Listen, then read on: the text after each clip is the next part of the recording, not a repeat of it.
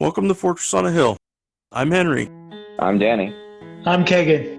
We're three leftist veterans that aim to expose the reality of the U.S. military's multiple wars abroad and to illuminate the damage military service does to Americans. American presidents throughout U.S. history have used American military and diplomatic power to force regime change of democratically elected governments around the world. Most veterans come from families vested in prior service, and American generals choose their own, ensuring diversity of thought never interferes with American warmongering. How can we stand by and do nothing while our military kills and destroys lives the world over, while telling Americans that all this death and destruction protects them from terrorists when nothing could be more false? Fortress on a Hill aims to change that. You good people, and listen to my song. I hope you'll pay attention. I will not detain you long. Dr. Jeffrey Kaye, welcome to Fortress on a Hill. Thank you for coming back to chat with me about your most recent work. Well, thank you very much, and thank you for inviting me. I'm happy to be here. Let's go.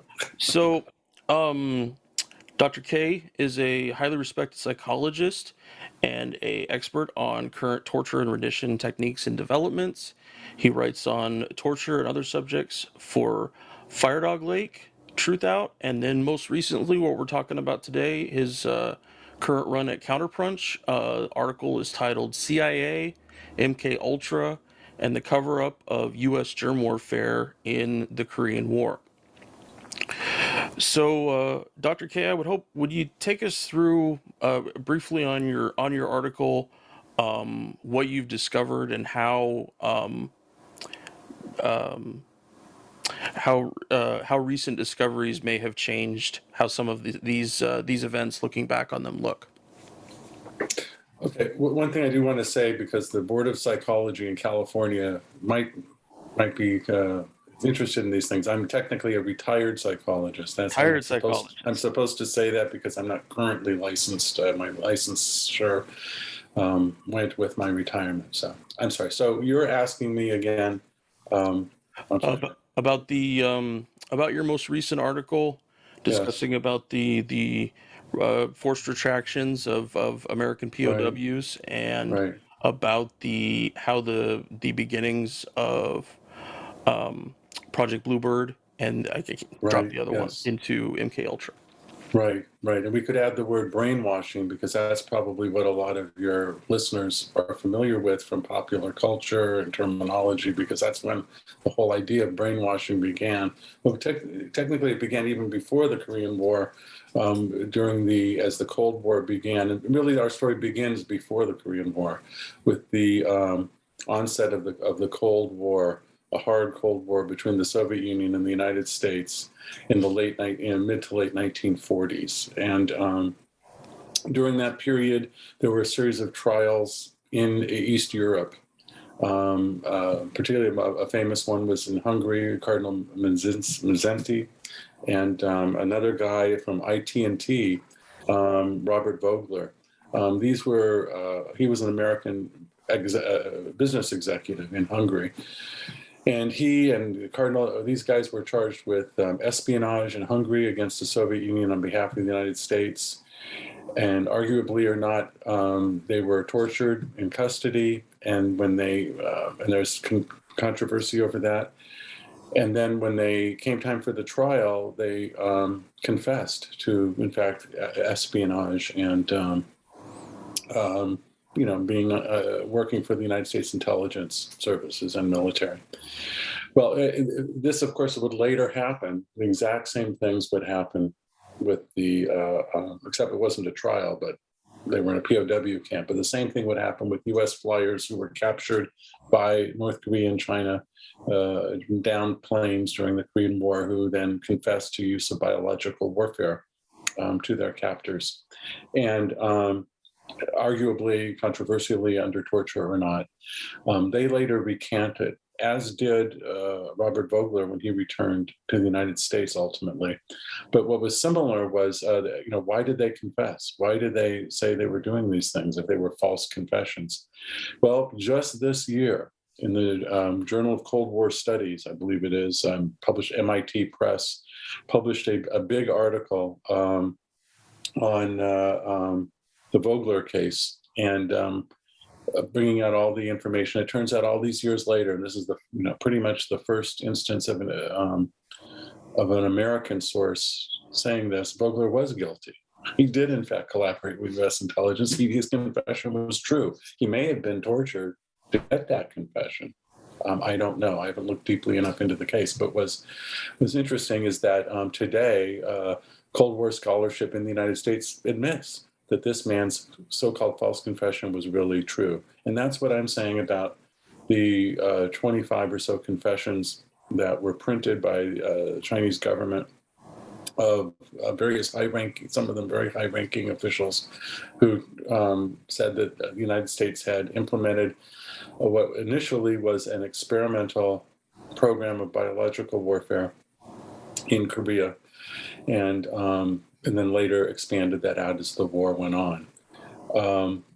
Since then, there's been lots of evidence that was circumstantially supporting those assertions. There was also some evidence published that supposedly disproved it by saying this was all a hoax, formed by the communists. What I discovered, and concurrently, roughly around the same time, so did another researcher, Nicholson Baker, who's a fairly well-known author, discovered a number of documents that the CIA had released 10 years ago. And now 10 years ago. At the time I found them, it was maybe 4 or 5 years previously. Anyways, part of a release called Baptism by Fire to commemorate the 60th anniversary of the Korean War beginnings. And I hunted through those documents and discovered that about 24 of them discussed, these documents were communications intelligence reports by analysts in Korea back to headquarters, looking at communications intercepts decrypted for the Armed Forces Security Agency, which was a predecessor of today's NSA, National Security Agency. They had cryptologists. They intercepted radio communications from one military unit to another. They decrypted those communications and reported and sent them out to their clients, which was the CIA, military intelligence, et cetera, so that they could know what's going on in the field. This is not an unusual thing. This is what most armies do today and have done for some time. In fact, a lot of the information about what we know about the Holocaust, as it unfolded, at least initially in East Europe, was discovered through communications intercepts by historians later that came out in the 80s and 90s. So these communications intercepts showed various Chinese and North Korean units reporting that they were being attacked by biological weapons, by insects being dropped, et cetera. In some cases, they were in terrible straits. In other cases, the charges turned out to be not true. It was a mistaken report. So it has the feel of verisimilitude. And of course, its origins, the documents are from the CIA. So we're not even reading documents from some communist source. This is from the CIA. And that's what these documents say. So that came out, and I believe that really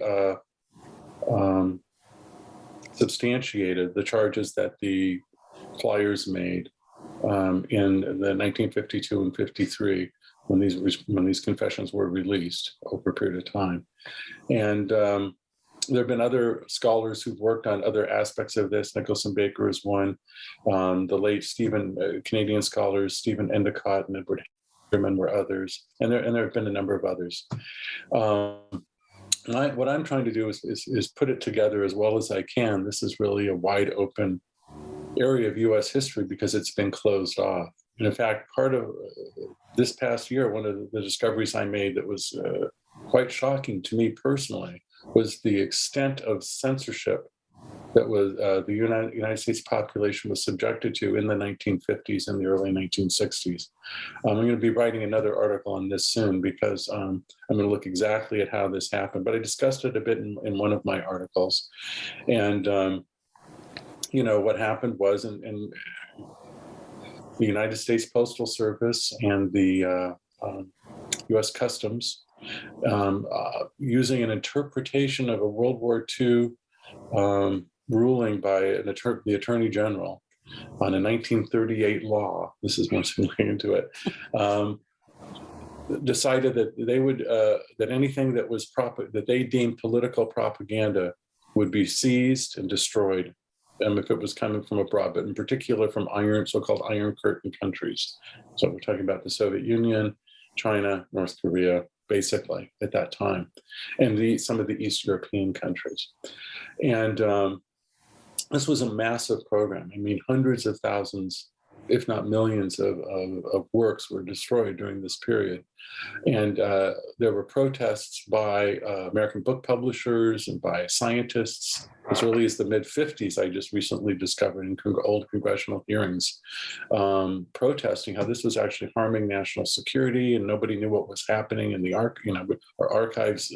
The sources that American scholars, including intelligence agents, would be using so-called open source to find out what was happening, or what the other side, so to speak, was thinking and saying, weren't available to them in the United States. It was, the category was so broad that just even basic scientific papers that people would share, that scientists were upset they couldn't find because it could be considered propaganda, right? Because if here's a paper with a discovery by a Soviet scientist, well, guess what? That might be political propaganda if you're a McCarthyite Cold Warrior, because it's trying to say that the Soviet Union can do good work in science. But it's not political propaganda, so that wouldn't be allowed in the United States. So this was a massive program. And today, if any of your listeners want to Google postal censorship, guess what? You won't find it. You won't find that this program existed. But it did, and it finally was ruled unconstitutional in 1965. I could go into that whole story. I'll save it for another article. But that's just the degree of censorship. And of course, then you have the American intellectual establishment, much of which was compromised already, the academic establishment and the press, because they worked so closely with the military and intelligence agencies already. Many of them did. And the American government put all of its prestige on the line to say that the charges of biological warfare were false.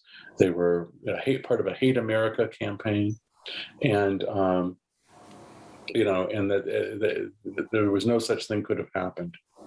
There was one other important factor that was entering into this, and this had to do with an agreement that the United States government made with the former heads of leading members of Japan's biological warfare unit itself, known today as Unit 731, which was its largest and central division, but there were others. It was Unit 100, there was the Tama detachment, there was all these other biological warfare, because Japan was in fact, had a massive biological warfare experiment research program. They killed thousands of people. The U.S. today itself admits as part of their research. They, would infect people and then dissect them alive to study the disease process and the various pathogens they were developing and how you deliver them. And their specialty was to deliver them via what are called insect vectors, meaning insects would be, insects would be inoculated with, say, plague, human fleas with plague, and then dropped in various types of delivery devices, bombs and parachutes and all sorts of things, or just dumped into wells and rivers and streams to spread disease. And anyway, after the war was over, the U.S. captured some of these people. They knew about it from intelligence reports that had already been coming in the late stages of the war. They sought them out, they interviewed them, and they made an agreement that they would not prosecute them as war criminals, even though in Germany they were prosecuting the exact same kind of thing as war criminals in Nuremberg. But in the East, they would pretend like it didn't exist. They would hide these people. They literally helped hide the leader of Unit 731, Shiro Ishii, so that the Russians couldn't interrogate him themselves. And because a lot of this happened in northern Manchuria, along the border of the Soviet Union. In fact, there had been an attack by Japanese used biological weapons against the Soviet Union in a border skirmish in Mongolia in 1938 or so. And they hid this and became top secret. It went into intelligence channels, godfathered in by General MacArthur, who was a supreme commander in Far East at that time, and then made operational by the scientists at Fort Detrick, who came out one by one over a period of a few years to interview the Japanese scientists. And by some accounts, some of the Japanese scientists also went to Fort Detrick to work with those people. And it was important to keep this, so it became secret. You couldn't talk about that. You couldn't, if you look at documents about biological warfare, I've looked at many of them, they never, including top secret documents, the history of the Air Force and biological warfare, top secret history, the history of the Chemical Corps. These are in-house histories, by the way, not written by external scholars, but they would do their own internal histories, and they wouldn't talk about it. So that's how deeply it was buried. Meanwhile, some of the people involved in the amnesty program became leading members of the biological warfare program during the Korean War. I mentioned some of them in my article. Edward Wetter is one. He was the executive deputy director of the Biological Warfare Committee for the Research and Development Board, which was the Pentagon's big umbrella weapons development agency, on a large, looking over the entire spectrum of what they were developing. And they had a biological warfare committee, and he was its executive director, and they had sub-panels in the committee, the panel on man, weapons that would attack man, weapons that would attack animals, plants, etc. And so they were well placed, and they knew about, they had taken all of the techniques of the Japanese, and they found them very valuable.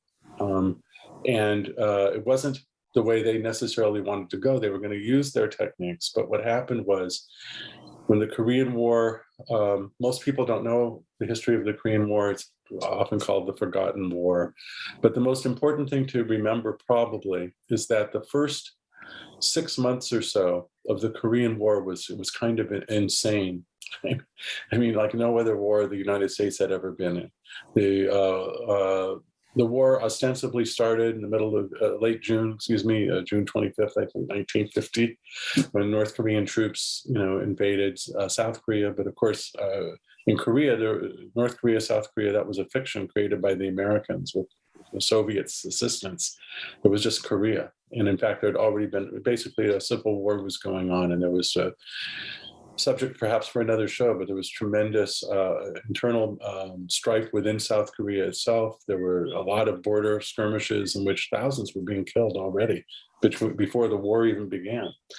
Anyway, the war begins officially, and North Korea sweeps through South Korea, which was run by corrupt people put in place by the American military government that had ruled South Korea for a couple of years. And they were, these guys had worked with the Japanese, who had been colonized Korea for 30 years. And they were hated.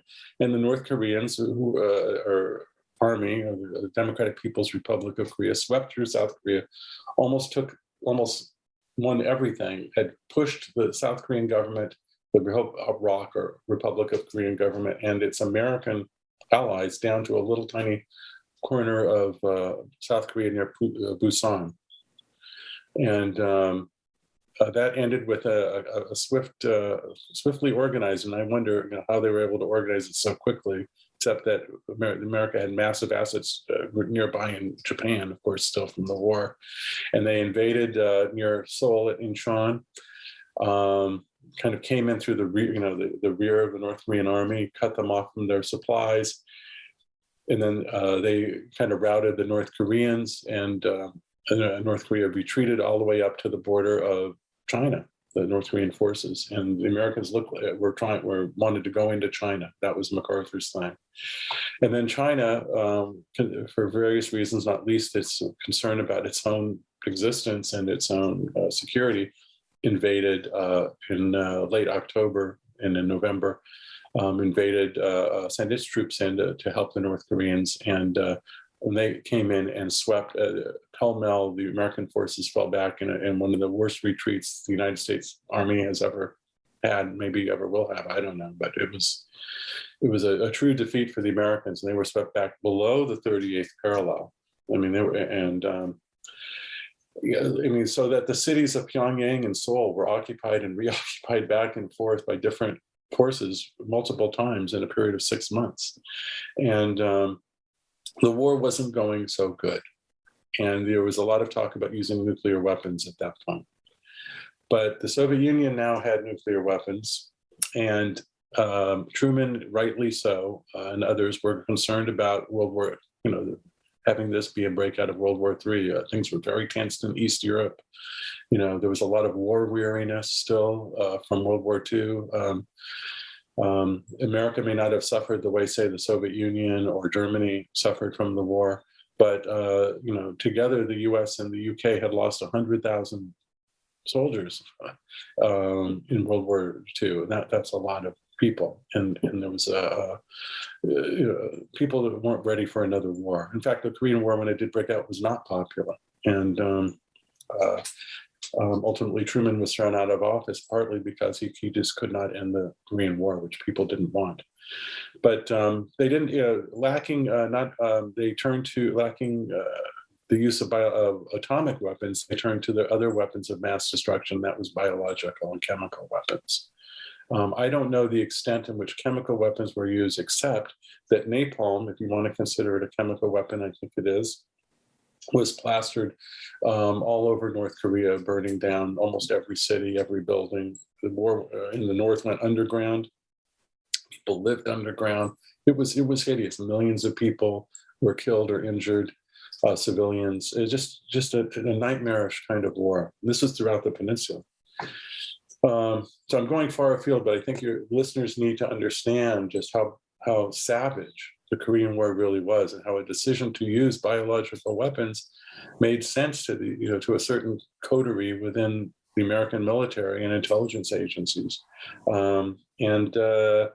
They had numerous, if you read my article, people will see, there were numerous boards that were assembled to study the use and what should we do and what should we use and what are the problems. And what I was surprised to discover, and what this new article, of course, explores in some detail, is the degree to which the CIA was involved in all this. And not just the CIA per se, but the CIA's program of mind control and exploration of behavioral or mind control, as exemplified by Project Bluebird, which was the first that the CIA had. There was a military program before that the Navy had called Project Chatter.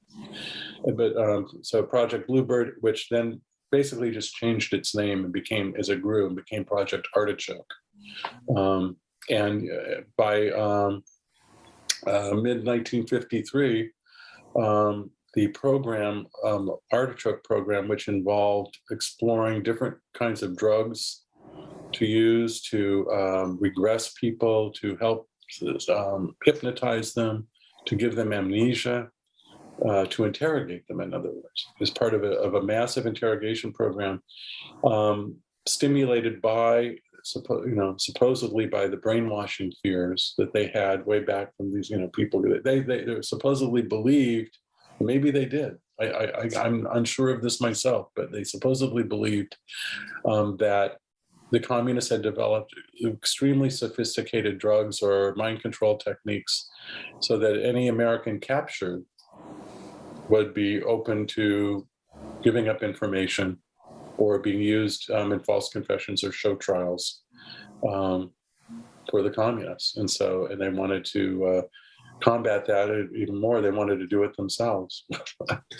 And they wanted to be able to wipe out, if you're a soldier or you're on a mission, let's say you're in an airplane flying a germ warfare mission or any kind of covert mission, and there were other kinds of covert missions also, which I mentioned in the article, supporting, say, guerrilla warfare, and you're downed and you're captured. They wanted to be able to wipe your mind clean. Perhaps, especially hypnosis seemed like a great idea, because if you say the right word, suddenly now I don't remember. Posting pre-programmed hypnotic commands. It gets so bizarre. It's hard to believe that they believed all this, but I believe they did on some level, and that's what they were following. I don't know if that takes you far into your question there. Yeah, no. It seems as though it's that what you just described as the whatever the perceived belief was that the Soviets could do, that the CIA and on down the pipeline and all of these various projects and military tests and such, they wanted a chemical form of that. They wanted a chemical form of, I can remove one thing from your mind, and they wanted it to be able to be controlled and rather seamless in exactly what it did. And they put all these people in various places through horrifying things in that aim because it was so needed. But I have to assume that the fear that the Soviets had it too drove it an unreasonable amount as well. Right. Yes. To go back, it would be great I wish I could, and I'm of course trying to do that, to get back to the very origin of it, And I think, as it turns out, you have to go back to the OSS days, at least in the United States, because the OSS had developed, one thing that we do know about is they had what they called the Truth Serum Committee. And this Truth Serum Committee was organized using kind of what would happen later with MK Ultra. There was intelligence people involved in the OSS, and they had reached out to academics or experts in their field, right, of scientists and psychologists and psychiatrists and medical doctors.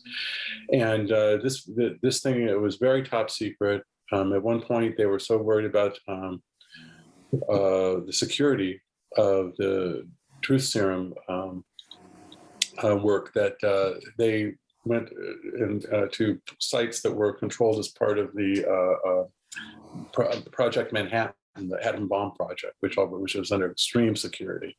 So this was all seen at that level, in other words. And it was overseen, by the way, by a man by the name of Dr. Winfried Overholser. I hope I'm pronouncing it correct. And he was the head of St. Elizabeth's Hospital, psychiatric hospital in Washington, D.C. And later, he turns up in this story. And the reason, in fact, I bring him up is I discovered him first because he was the medical expert who examined and was called to testify about how the torture had produced false confessions in the case of Colonel Frank Schwabel, who was a Marine Corps officer who had been shot down and who gave a quite extensive and detailed confession to how the germ warfare program came about, who did what, who said what. He charged the Schwabel's confession, which can be read now online. Said that the program was directed by the Joint Chiefs of Staff. In October 1951, directives were hand-delivered down the chain of command, to General Ridgway, commanding general of the Far East Forces, and then further down to the General Wayland, who was the commanding officer of the Far East Air Force, and all the way down the chain of command. And this just blew their minds. You can imagine you're in the Pentagon and you're reading this guy who was the chief of staff or whatever he was. He was a very high official leading a Marine Corps Air Wing, was testifying to all of this. And I say testifying because we call them confessions. The Chinese call them depositions. They had them write up depositions.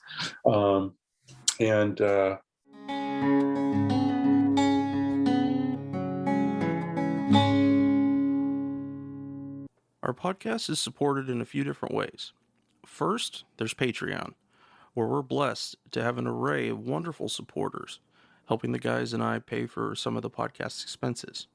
Those who contribute $10 a month or more will be mentioned right here as an honorary producer, helping keep you, our listeners, stocked with new episodes. But you don't have to contribute $10 a month to help us. For as little as $1 a month, you can help keep us going, paying for hosting and storage fees, transcribing old and new episodes, promoting and expanding the podcast, and more I'm sure I can't think of at the moment.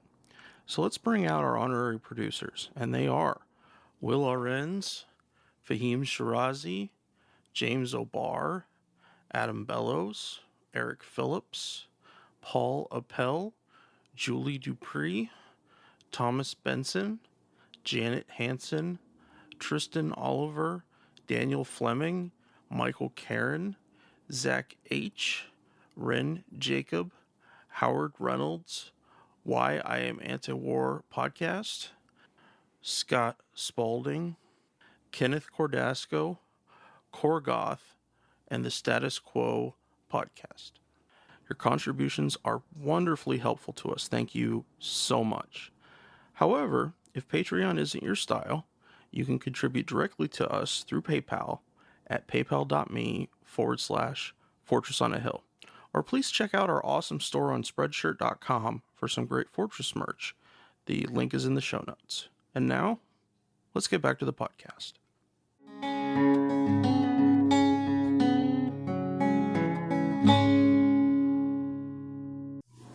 So that was pretty shocking, and I'm afraid I got there's so many things in my head. I got lost where I was headed with that. That's okay. I apologize. Just because it was just a cool little aside here, as I was reading through Overholser. If I could, okay. Oh, sure. Go ahead. Overholser was the guy who was called to testify. So here's the guy. He's just he's called as a medical expert. No one his Schwabel, unlike most people, was put in front of a formal court of inquiry after his return. He had been, in my article, describes how the Counterintelligence Corps worked with him on his recantation of his confession, how they threatened him with prosecution for treason, giving aid to the enemy, which carries a death sentence, and how and basically they did that to all of the Air Force or Marine personnel who confessed. They were all threatened with prosecution for treason, which carries the death penalty. And guess what? They all recanted. In this case, it wasn't anything, as far as I can see, they didn't use fancy MK Ultra or artichoke techniques to get them to recant. They just simply threatened them with, prosecution and death, which is, so Overholser, of course, that was never mentioned at the trial. No one knew his connections to OSS mind control research that was done. So that's an example of how everything that was happening with I know it sounds so conspiratorial to say mind control. Maybe we can come up with behavioral control, drug control, but I don't know what else to call it. That's what it was. And and I say this as a psychologist, anyone knows in the medical field that any medical knowledge, whether it be psychiatric or maybe bodily or whatever, can be used for harm as well as for good. And that certainly is the case with psychological knowledge. If you want to understand why somebody breaks down because of trauma, guess what? You just understand how to break a person down. And then you can utilize that information. And in fact, that was done by the CIA in its most recent affair with torture under the so-called enhanced interrogation techniques used at Guantanamo and black sites and CIA in the 21st century. So this is how things can occur. I'm sorry, so I'm going to send you back. You just needed to finish the thing on Overholser. Oh, no, I appreciate it.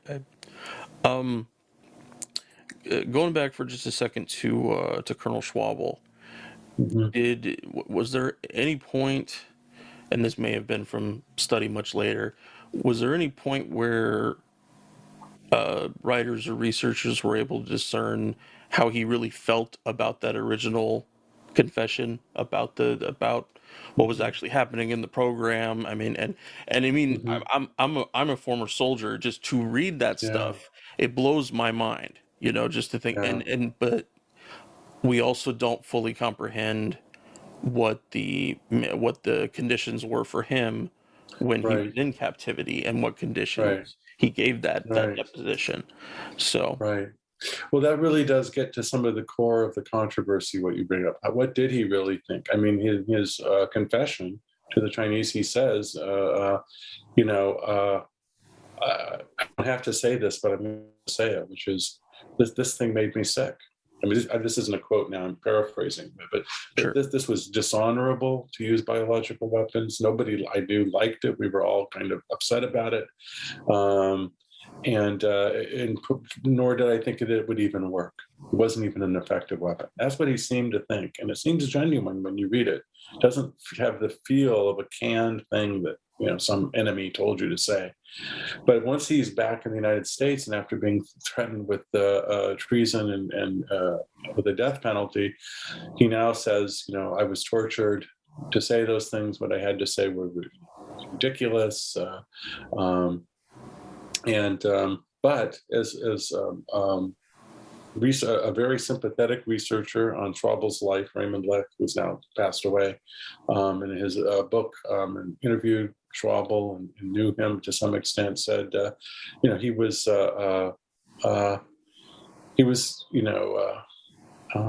talked about being held in solitary confinement and being, kind of worn down over a period of, in this case, 3 or 4 months, with poor food and stress positions. He didn't use that term. He himself said, "I wasn't tortured."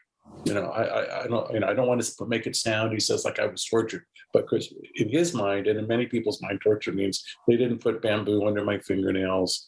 I wasn't waterboarded. I wasn't, they didn't hold a gun to my head. But what they did was use, psychological forms of torture. Although stress positions kind of are borderline case because that's stress position is have you stand, just sit straight up in a chair and just sit that way for hours. You aren't allowed to sit any other way, and if you do, people come and hit you and make you get back to that position, and it's extremely trying. Whether he was treated that way or not, I can't say for sure. The men who debriefed Schwabel, the psychologists who I mentioned in my article, many of them, they had already been studying torture for some time, and they certainly could have told him to say that. I tend to believe that there was this, of course, the Chinese say that they didn't torture anybody and they treated them very nicely, and the bulk of the prisoners were treated well by the Chinese, not so much the North Koreans, which is another story in the early phases of the war, but it was a very chaotic time. And you can say whatever you want about that, but when China took over the POW's control, they supposedly were all treated very nicely. The exceptions being these few people who had biological warfare knowledge. But when later in the not that long ago, about 10 years ago or so, what was his name? I wrote it down because I sometimes forget it was Lieutenant Kenneth Enoch. Lieutenant Kenneth Enoch was a navigator, and he was another confessor who's Air Force. And his confession was one of the first published and put out. And in 1952. And later, and then he recanted as well. He was a high-profile confessor because he was one of the first, and he too said I was tortured, etc. But when he was interviewed by a British journalist, Tim Tate, who was at that time doing a documentary for Al Jazeera, he told him, you can see it online, the documentary is called Dirty Little Lies. And he said, no, he was not abused when he was in captivity, when he was held. He did say that he made up the story about the biological warfare still. He did not say, well, yeah, not only was I not tortured, but I told the truth, but he did say I wasn't tortured. So it certainly calls into doubt And there was another episode that calls into doubt the story of the torture, and that was the Valley Forge affair, Valley Forge Army Hospital, which I talk about at some length in the article, because what that showed was that the prisoner releases of prisoners held in the Korean War coming back to America took place in two stages, and they're called the Little Switch and the Big Switch. The switch of prisoners, in other words, right? So the North Koreans got back, and Chinese get back some of theirs, the Americans get back some of theirs. The first Little Switch was mostly of people who had been medically, injured prisoners, things like that. People were compromised on some level. It didn't include any of the confessors of biological warfare, to my knowledge. And this was in spring of 1953. The war was still going on.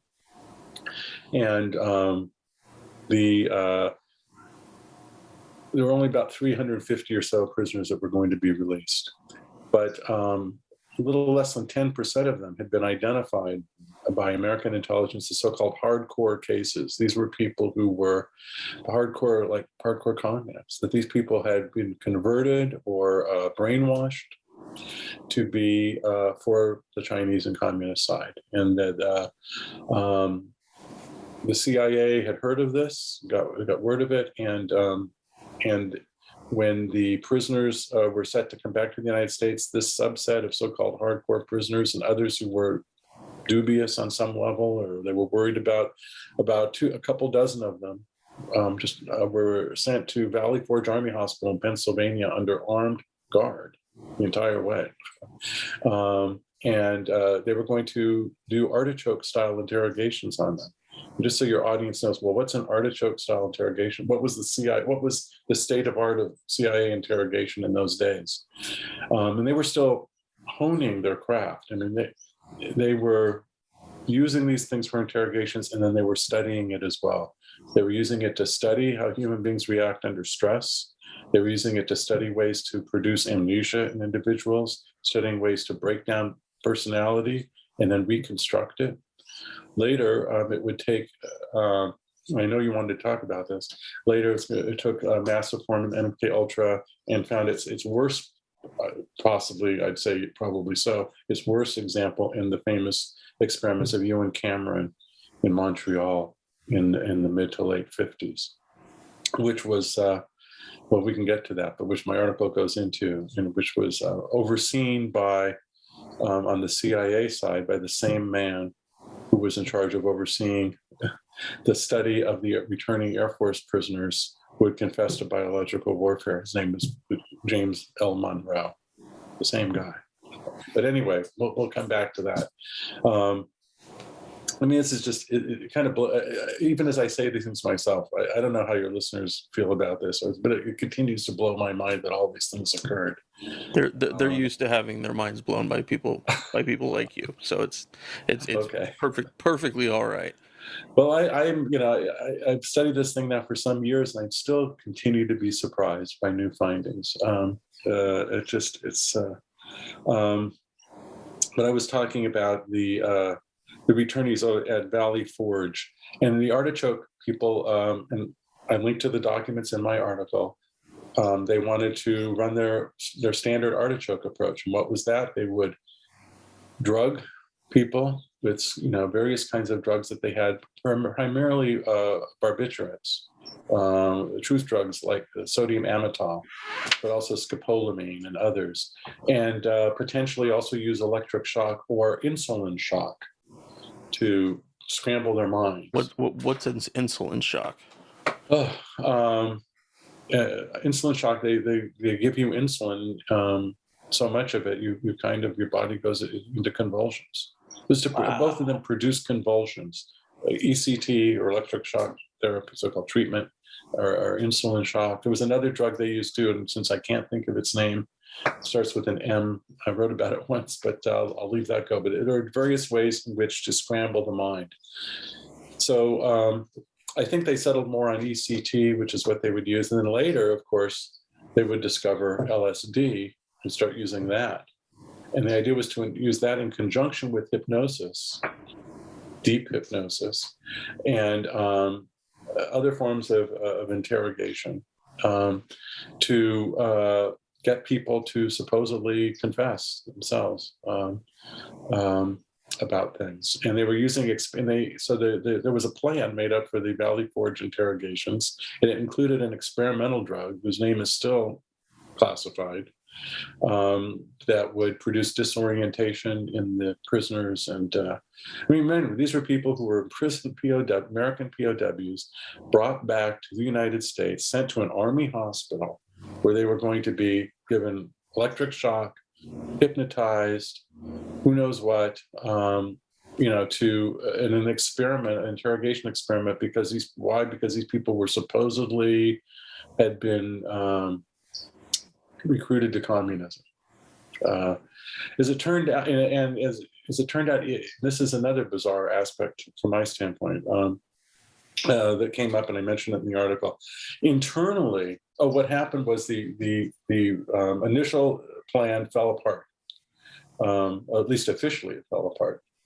The families of the prisoners knew that their loved ones were being sent back under armed guard. They knew that they were going to be given some kind of weird psychological treatment, right?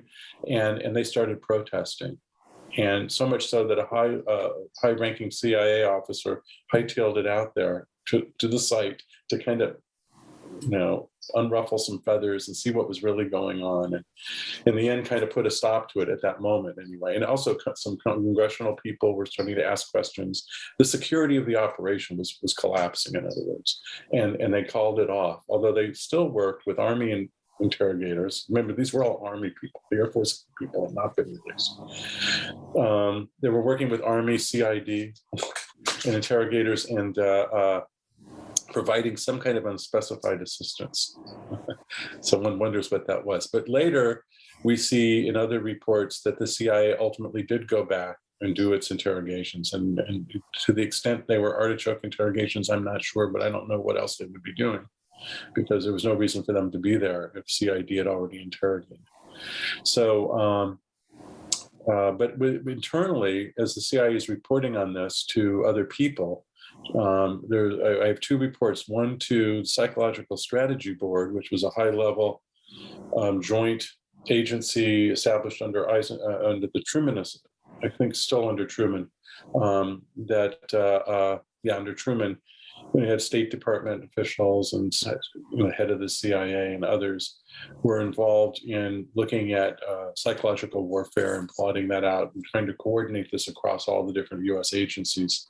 And they were told that there was nobody really of any intelligence interest at Valley Forge. We looked into it, or the Army interrogators. Turned out there was like one guy maybe who was a little bit fishy, and we're going to look into him more, and that was it. But when they were debriefing the FBI on this, they told FBI officials, including Hoover, that no, wow, these guys were the worst of the worst, and it showed us that actually the American influenced soldiers, brainwashed to be communists, had taken over prisoner of war camps and were running them in Korea. Unbelievable. I don't think Hoover believed it for a second, by the way. Hoover was very dubious about the CIA. Hoover himself is kind of a monster himself, but he didn't trust the CIA. Of course, they were in competition in various ways too, and that's one reason. But so they lied to the FBI about it. And then in another report internally to another part of the CIA, they mentioned in passing that we have officers who are going back to Valley Forge and they're going to do the interrogations there. So stuff went on. We still don't know the whole story, but what we do know is still pretty damning, and it throws a very dark shadow across the claims that the United States was making that the communists were brainwashing prisoners, torturing them, when in fact the exact same prisoners being brought back to the United States were plans to torture them, essentially. What really went on. In the article also goes a good deal into exactly what did happen to the soldiers who were returning, the Air Force personnel and others. I was going to ask. Yeah. Oh, go ahead. No. I was I'm assuming we don't have anywhere near all the information about who it actually happened to, the soldiers, Air Force Yeah. Well, unfortunately, supposedly, according again, researcher Raymond Leck, who worked on the Schwabel case and looked into these things quite a bit, um, the record of the interrogations of the returning POWs were lost in a fire in the 1980s. They're gone. But so instead, what we have, and the investigations themselves were classified and top secret, and still, in fact, don't have access to them. But slowly but surely, and painstakingly, from my standpoint, who tried to look into it, we're able to determine what did happen. There was a report in 1955, which I linked to in my article, which had a number of people involved from the CIA and the DOD and academics, et cetera, and CIC, Counterintelligence Corps, which was also heavily involved in the debriefing of the returning POWs. In fact, the man who was in charge of Schwabel's debriefing, initially as he was returning to the United States aboard ship, Lieutenant Matthews was a member of the CIC, Counterintelligence Corps. It's still a very highly secret component of American intelligence, now defunct. But you can only find like really one decent book even about them ever written on the history of the CIC. That's how secret they were. Anyway, sorry, I'm losing. I'm trying to get back to what it is. Oh, the Air Force. It turned out there were two major research projects going on to study the returning POWs. One was Army, and one was Air Force. And there were also, of course, a couple of Marine officers, just two, and they seemed to have fallen through the cracks a little bit because there was no Marine Corps special agency. There was a Marine Corps board. The Marine Corps was kind of under the Navy administratively, but the primary research was done out of Maxwell Air Force Base, since almost everyone we're talking about here was Air Force, the 23 of them. And there was an officer education research laboratory out there at Maxwell Air Force Base in Alabama. And at the same Air Force Base, there was something called the Air Force Human Resources Research Institute, or HRRI. And they worked very closely together, and they worked on something called Project Repair. And Project Repair was the top secret, high-level study of the returning Air Force prisoners who confessed. And it's probably where people were like Dr. Louis, well, in fact, we know that Dr. Louis West, who later was a key MK Ultra figure, was also, interestingly enough, I throw it in here, the man who examined Jack Ruby for the government after after the assassination of Kennedy and Oswald. But and then he did a lot of other things too. And so Project Repair, and the guy placed in charge of Project Repair was Lieutenant Colonel James Monroe. There he is again. James Monroe. Who is this guy? In fact, it's interesting. You find certain people in the military. Now, you're in the military. You can tell me. But there's guys who become kind of heroes. They become like star figures, it seems to me. I wasn't in the military. But so, for instance, James Monroe was famous because he had, in World War II, back as a major in World War II, he had, the U.S. was having some problems in their delivery of propaganda leaflets over Europe. World War II. But basically what they did is they would go up in an airplane and they'd have like incredible massive load of leaflets. And they would just dump them out of the plane, right? Leaflets would fly everywhere.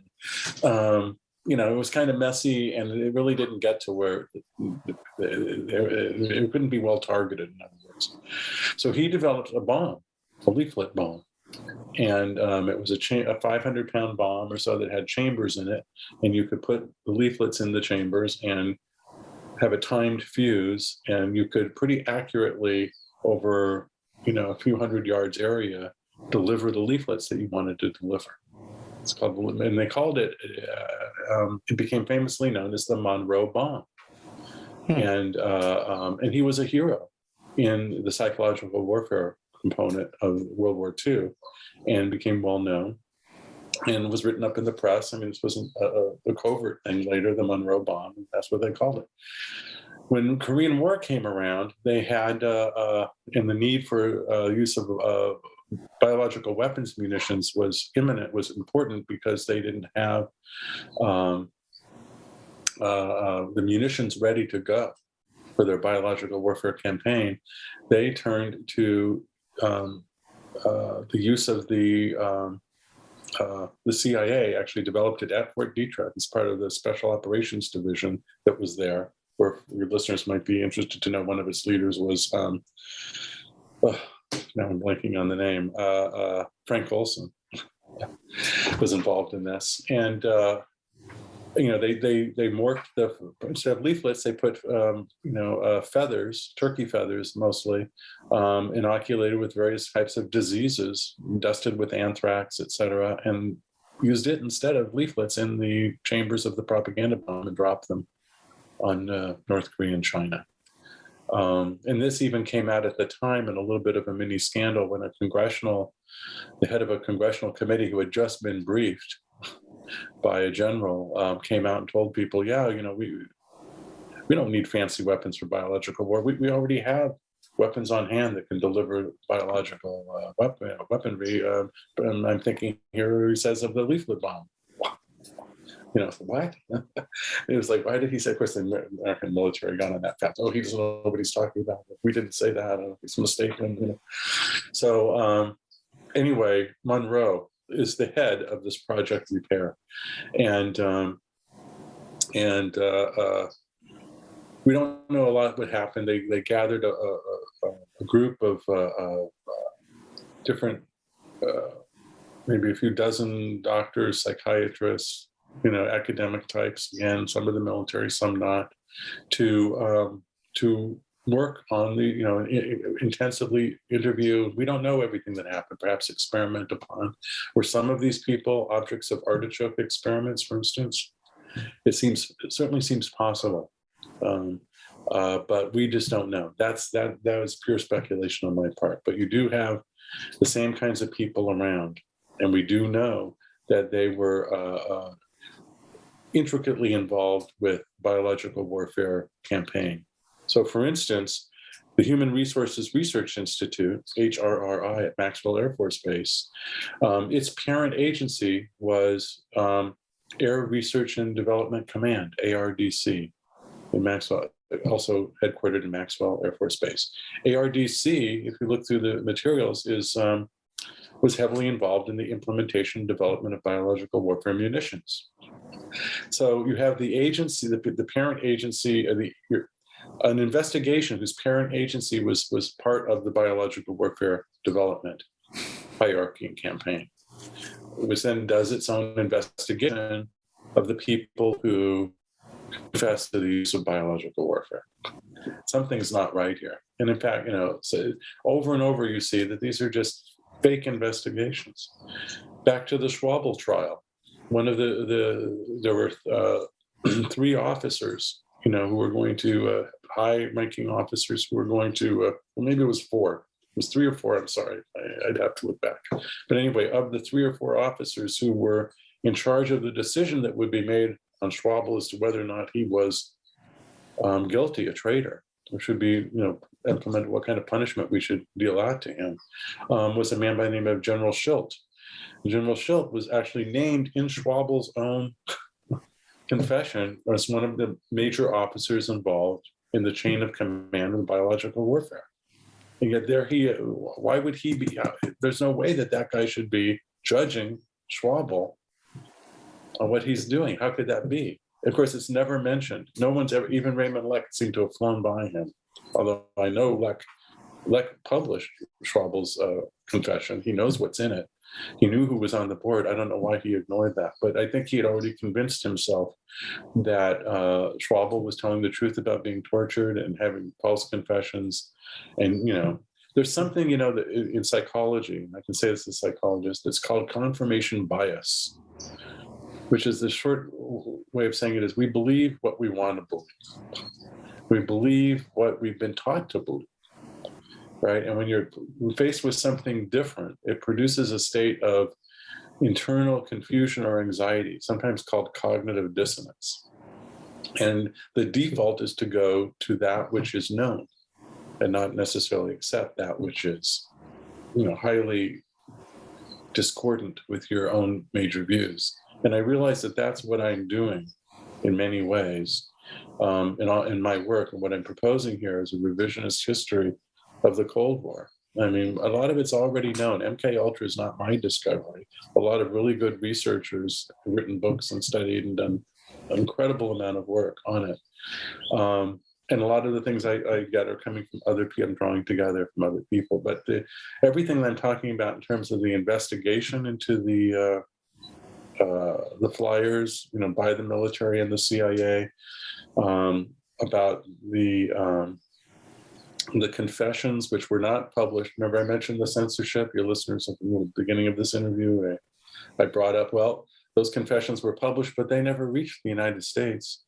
What really got me first interested in pursuing this is in the dogged way that I ultimately did, was that I too was like the researchers back in the 50s who testified to troubles with this censorship. When I heard that the United States government was involved in torture in black sites in Iraq and Guantanamo, as a psychologist myself, and I heard that psychologists were involved in this, I started reading about it like many people did. I read my New York Times articles, and it said, yeah, these people, were these psychologists in the CIA had recreated the forms of interrogation used by the Chinese communists to create false confessions during the Korean War. And so it's pretty easy to sit down at Google and say, well, false confessions, Korean War, what are they talking about? Oh, it's biological warfare. I didn't even know about that. Okay. And then, well, we should be able to read those confessions. I would be curious to see what they said. I want to see how outlandish. I had worked, which listeners may or may not know, I had already been working for a number of years with torture victims. Part of my psychological practice before I retired was with Survivors International Torture Treatment Center in San Francisco Bay Area. Your listeners may not know that there are torture treatment centers in the United States in various different cities. And there are even in other countries around the world, because unfortunately, many, many countries still practice torture. And many of these torture victims had come to the United States, where they sought political asylum based on persecution, and their claims for persecution were based on the evidence of having been tortured. And my job was to help them document that, if they could, by extensive psychological examination reports. In some cases, I also did psychotherapy with torture victims. So I was very interested, as you can see, in the subject of torture. And so I thought it would be helpful to me in understanding my clients, and just a basic historical interest, to read the confessions, the tortured confessions, and see how they lined up with what was happening in Iraq or Guantanamo and my own clients. And I couldn't find it. I just, where are these confessions? I looked online, I couldn't find them. My libraries couldn't find it. I ultimately secured a copy from Great Britain.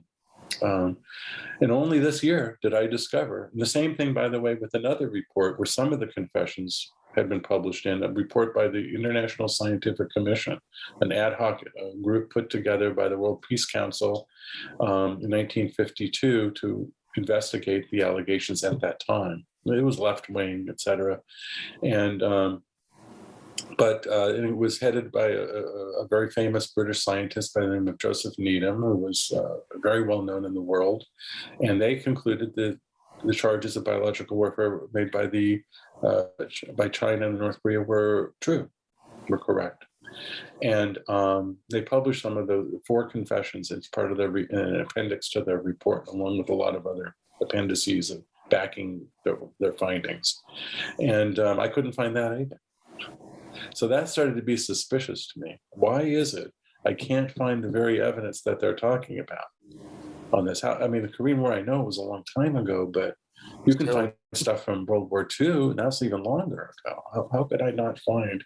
I can find what I could find what high German officers were saying to themselves in captivity, between themselves in captivity at Nuremberg.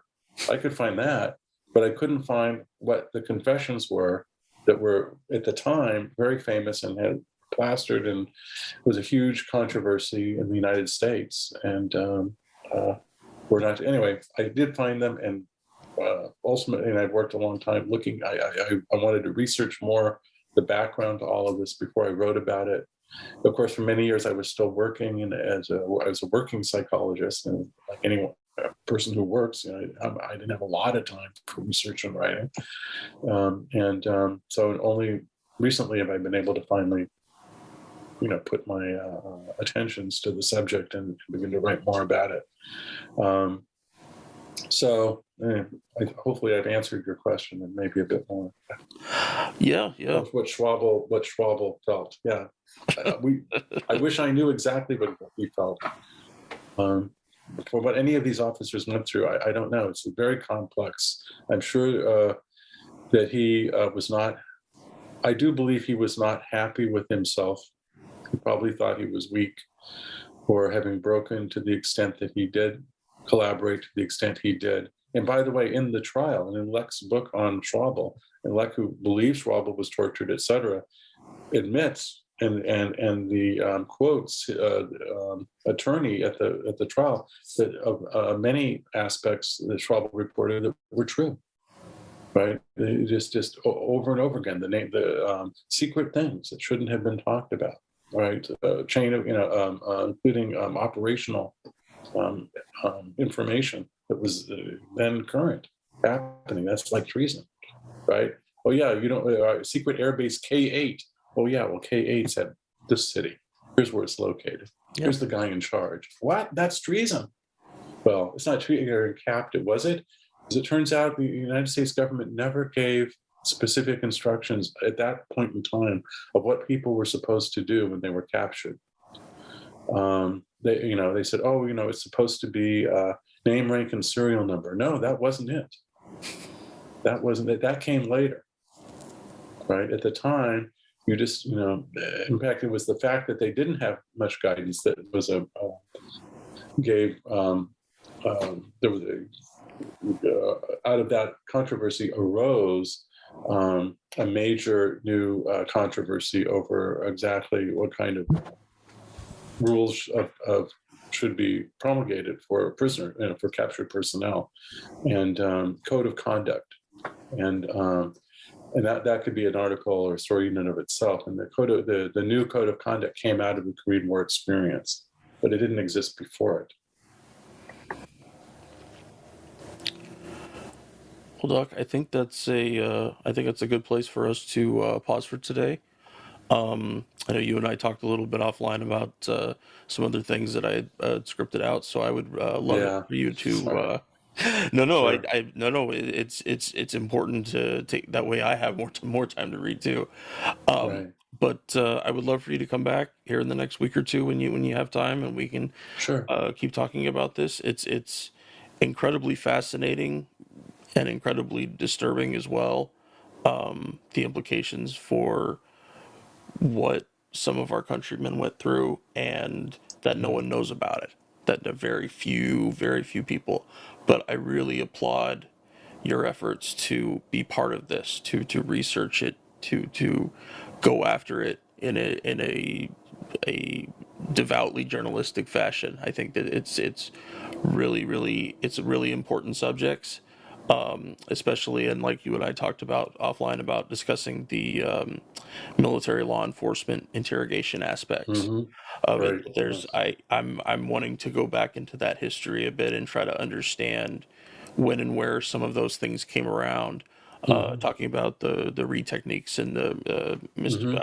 I can't remember his first name at the moment, but the fellow that founded his agency and everything, and his like you mentioned, his connections to the CIA. They were looking. Artichoke was looking at the Reed work Reed was doing, Reed and Associates, and it's still, I don't know. I immediately wrote that off to a guy I know who used to be an interrogator for NCIS, and he was interested, but I don't know that he knew about it, anything more about it. I don't think. That came from a document. And by the way, so as your listeners know, everything that I talk about is documented.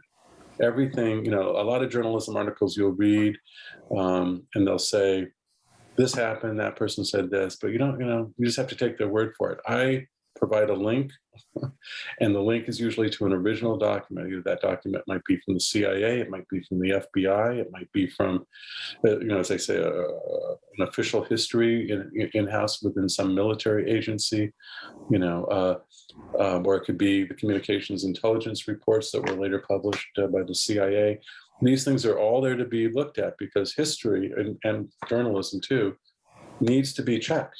Just because I Absolutely. say this doesn't mean that it's true. And so I want people to look at, I mean, that's the spirit that began my whole investigation. If the New York Times says these things are false confessions based on Chinese torture, where's the evidence?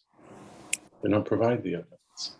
Or if they do, it goes to a history book that just states it and also doesn't provide the evidence. So, yeah, and when there is evidence contrary, I link to that as well. So links, for instance, to the retractions of the flyers who did retract that have been published, I link to those, and you can read what their stories of torture and what they had to say and why they were retracting. So it's all out there to be examined. And thank you very much for inviting me on. I certainly will come back.